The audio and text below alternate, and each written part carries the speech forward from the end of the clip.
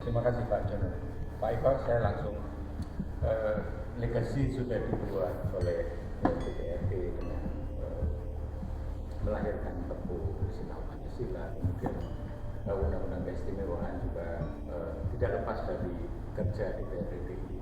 Kira-kira apalagi sih yang sudah dikerjakan oleh DPRD DIY, kemudian PR apa yang belum yang harus dilakukan oleh DPRD yang Oke, yang pertama tentu saja kami harus mengingat kembali bahwa DPRD ini tidak dilantik, DPRD ini tidak dikukuhkan, ya, DPRD ini tidak diresmikan, tapi DPRD ini dalam mengawali kegiatannya diambil sumpah janji jabatannya. Makanya dalam upacara tanda kutip peresmian atau tanda kutip pelantikannya namanya bukan itu, tapi namanya pengambilan sumpah janji jabatan anggota DPRD. Nah, disitulah kemudian kita anggota DPRD ini memang disumpah untuk menjalankan Pancasila, untuk menjalankan konstitusi dan seterusnya.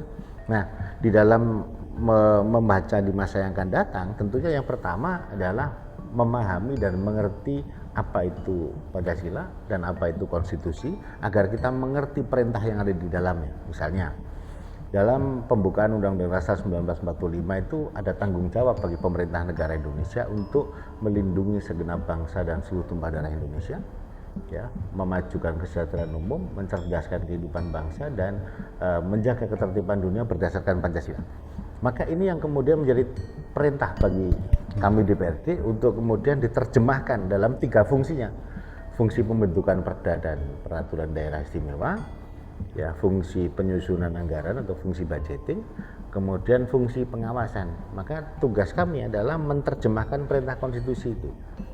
Nah, dalam operasionalnya misalnya di dalam konstitusi juga memerintahkan fakir miskin dan anak terlantar dipelihara oleh negara.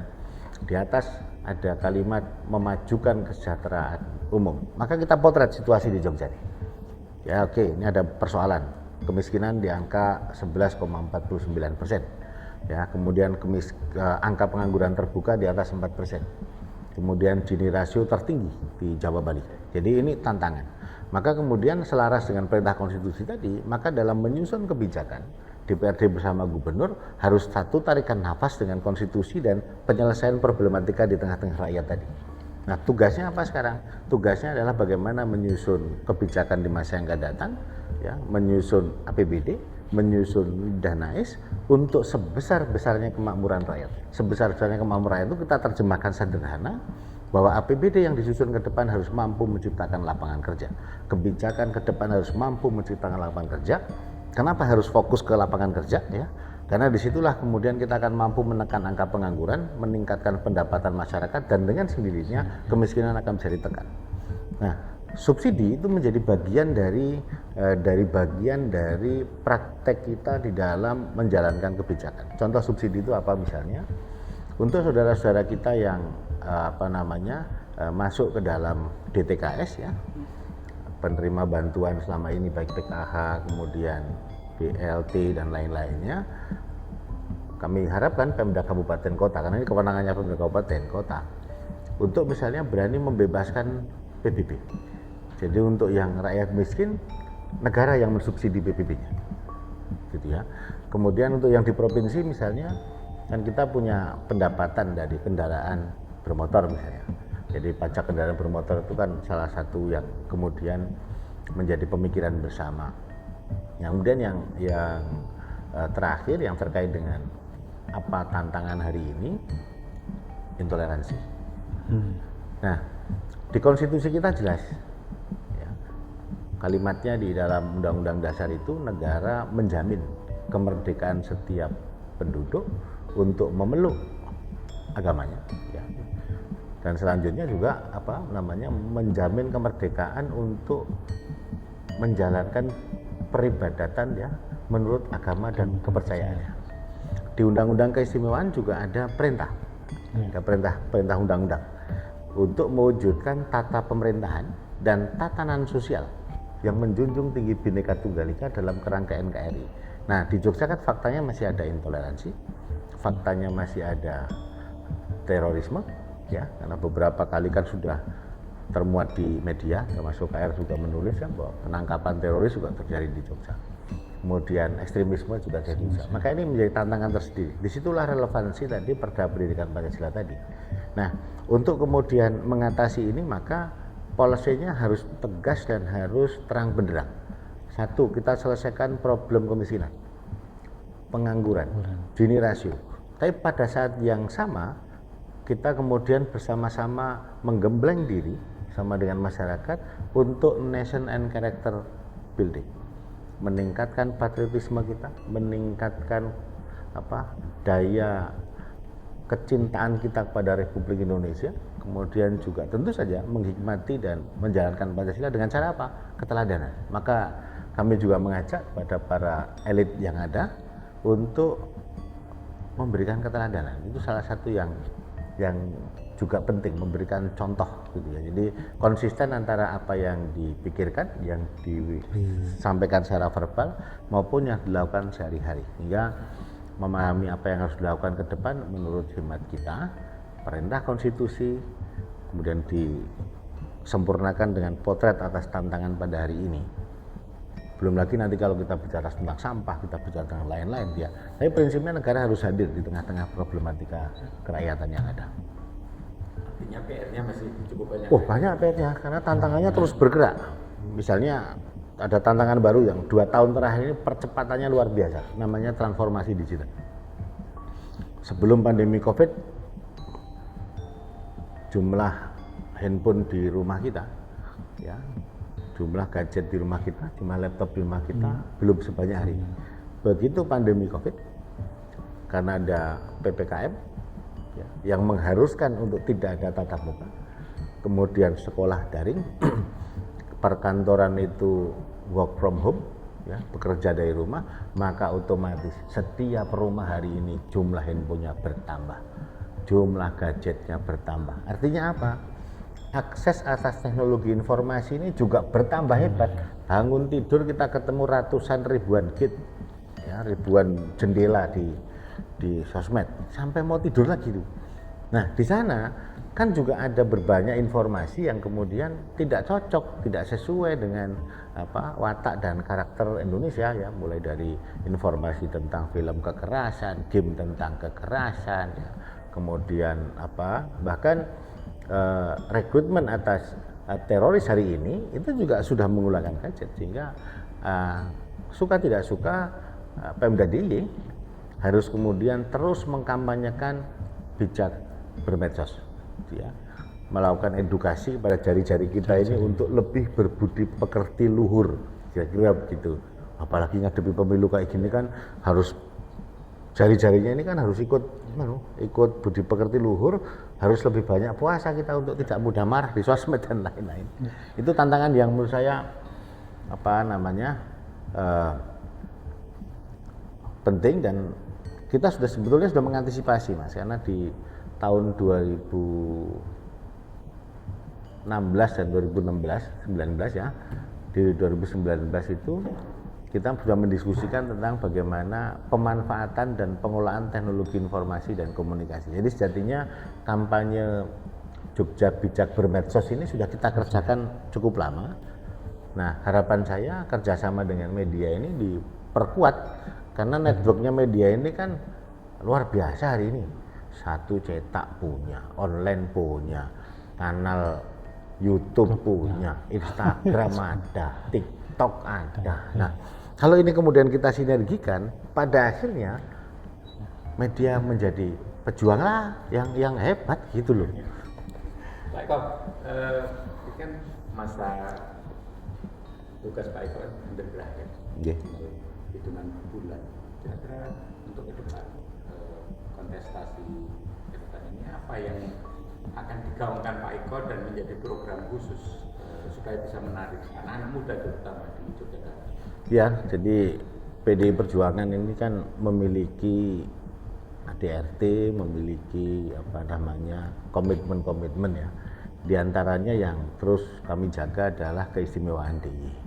Maka menjadi komitmen kita, ya, untuk terus merawat, memperjuangkan dan sekaligus mengimplementasikan keistimewaan DIY ini sebesar-besarnya untuk kemakmuran rakyat, sebesar-besarnya untuk kesejahteraan rakyat, sebesar-besarnya untuk membahagiakan hatinya rakyat. Nah, kemudian yang kedua tentu saja tadi Sinau Pancasila ini akan terus-menerus dilakukan karena itu akan relevan di setiap zaman. Nah, kemudian yang ketiga tentu saja banyak perintah konstitusi yang harus kami kerjakan, misalnya memastikan bagaimana fakir miskin dan anak terlantar ini dipelihara oleh negara, dirawat oleh Pemda DIY, dirawat oleh Pemda Kabupaten Kota di Jogja, sehingga tidak boleh ada orang terlantar di Jogja. Kemudian tadi yang keempat tentu saja problem kemiskinan, ya, kemudian pengangguran dan juga Gini rasio ini juga menjadi komitmen yang terus-menerus harus disampaikan. Nah, yang dua yang terakhir ini yang menjadi concern kita, Bu Mega ini kan senantiasa perintah kepada kita untuk mitigasi bencana. Maka relasi PD Perjuangan ini dengan lembaga-lembaga baik vertikal maupun horizontal ini dijaga betul, bahkan di partai ini ada namanya Badan Penanggulangan Bencana dari tingkat DPP, DPD dan DPC, sehingga kita memang concern untuk penanggulangan bencana dan ini relevan dengan ketugasan saya di Komisi A yang bermitra dengan BPBD.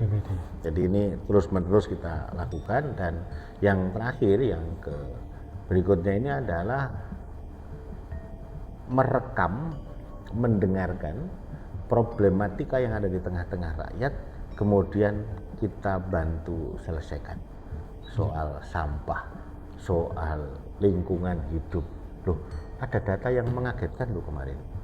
Misalnya bicara soal lingkungan hidup ini ya, bicara soal termasuk bicara soal pangan. Setiap tahun lahan pertanian yang beralih fungsi ke non pertanian itu rata-rata 120 hektar. Ini yang lahan pertanian pangan ya. Pangan itu artinya lahan pertanian yang menghasilkan pangan.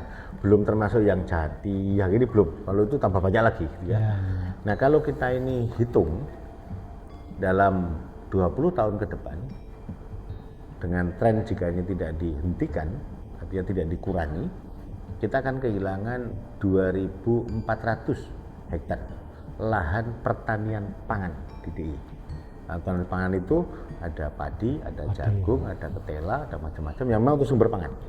Nah, dengan asumsi 1 hektar itu menghasilkan 5 ton beras, gitu ya, 5 ton beras, maka dalam 20 tahun ke depan kita akan kehilangan sekitar 12.000 ton beras. Ya, 12.000 ton beras ini kan sama dengan 12 juta kilogram, gitu ya. Dengan asumsi satu orang itu mengkonsumsi beras rata-rata setahun 1 kintal atau 100 kilogram, maka berpotensi di 20 tahun yang akan datang akan ada 120.000 warga yang kehilangan sumber pangan yang akibat peralihan fungsi lahan pertanian pangan tadi. Kan ada pertanian dan pertanian pangan. Ini tantangan bagi kita. Sehingga kita pun juga akan terus berjuang untuk menjaga kebutuhan pangan ini terpenuhi di Jogja dengan skema kedaulatan pangan. Maka isu tentang ideologi, kemudian isu tentang kemiskinan dan lain-lain, tapi jaminan pangan harus dikerjakan, lingkungan hidup ini dikerjakan. Nah, ada informasi menarik lagi. Kenapa sih angin banyak bergerak ke Jogja misalnya? Ya, awan kok banyak kesini dan lainnya, itu ketemu jawabannya ternyata. Ya, di Jogja itu di antara 5 kabupaten kota yang paling sedikit pohonnya, ya, yang paling sedikit tanamannya, ya. Sehingga suka tidak suka ke depan ya harus ada penghijauan dan jangan ugal-ugalan untuk hotel, untuk apartemen. Kita oke investasi, ya, tetapi lahan pertanian, lahan resapan air harus dijaga. Kalau enggak anak cucu kita nanti enggak kebagian pangan, udara dan kualitas air, kira-kira gitu. Inilah beberapa yang menjadi komitmen perjuangan kita depan, dan tentu saja karena kami ini wakil rakyat ya harus menghikmati perintah dari konstitusi dan sekaligus perintah dari rakyat. Berarti Pak Eko besok ini ditugasi kembali di posisi apa, di jadi dapil mana? Oke, jadi mohon doanya untuk pemilu tahun 2024 yang akan datang. PDI Perjuangan kembali menugaskan saya menjadi calon anggota DPRD DIY daerah pemilihan Kota Yogyakarta yang meliputi 14 kecamatan dan 45 kelurahan ini. Nomor urutnya 2. Oke, Pak Eko. Wah, banyak sekali nih. Kalau enggak di stop nih, ceritanya banyak. Dan mungkin kalau bicara Perlu PR, ini ada diskusi lanjutan diskusi lanjutan nih. dengan format yang berbeda juga, ya, saya pikir gitu. Ya. Ini saya mungkin waktunya juga perlu dibatasi. Mungkin betul kata Pak Wijo, ada diskusi lanjutan. Kalau diturunkan lagi mungkin dari ini baru bicara soal peralihan lahan. Peralihan lahan saya lihat juga rumah biasa ini anunya. Karena kan Jogja itu daerah pertumbuhan ekonomi juga tuntutan untuk pangan juga cukup besar. Saya pikir itu. Baiklah, mungkin sebelum kami tutup closing statement Pak, mungkin karena banyak sekali mungkin mana menurut Pak Eko yang perlu menjadi poin untuk diskusi. Ya, jadi menjadi calon anggota DPRD itu sejatinya kan sedang berjalan menuju satu pintu yang namanya pengambilan sumpah janji jabatan. Sepanjang kita ini menjalankan sumpah janji jabatan ya, dengan berbagai komitmen yang ada di situ, maka insya Allah itu akan berkah. Oke. Pak. Makasih banyak Pak Eko. Ini kalimat terakhir ya, mencari keberkahan dalam menjadi sebagai anggota legislatif. Baiklah pemirsa, demikian bincang-bincang kita dalam serawung DPRD dengan Ketua Komisi A DPRD Eko Suwanto. Sampai jumpa lagi dengan program serawung DPRD berikutnya.